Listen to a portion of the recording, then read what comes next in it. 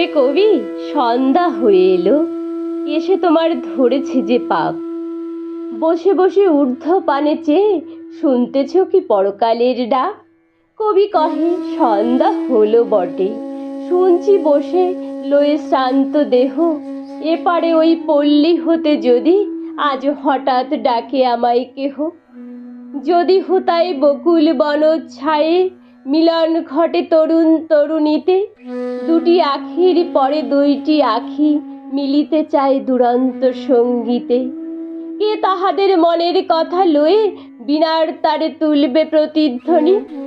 আমি যদি ভবের কূলে বসে পরকালের ভালো মন্দই গণি। সন্ধ্যা তারা উঠে অস্তে গেল, চিতা নিভে এলো নদীর ধারে। কৃষ্ণপক্ষে হলুদ বর্ণ চাঁদ দেখা দিল বনের একটি পাড়ে।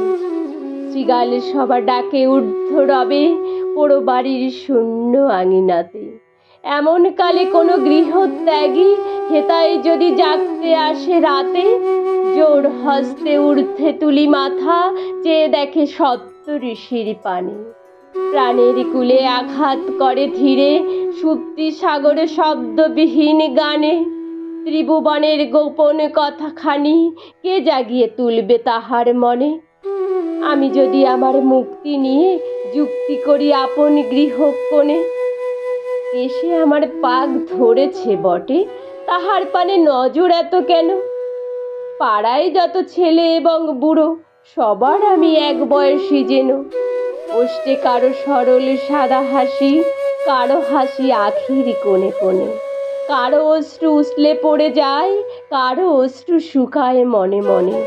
কেউ বা থাকে ঘরের কোণে দোহে, জগৎ মাঝে কেউ বা হাঁকায় রথ। কেউ বা মরে একলা ঘরের শোকে, জনারণ্যে কেউ বা হারায় পথ। সবাই মরে করেন ডাকাডাকি, কখন শুনি পরকালের ডাক?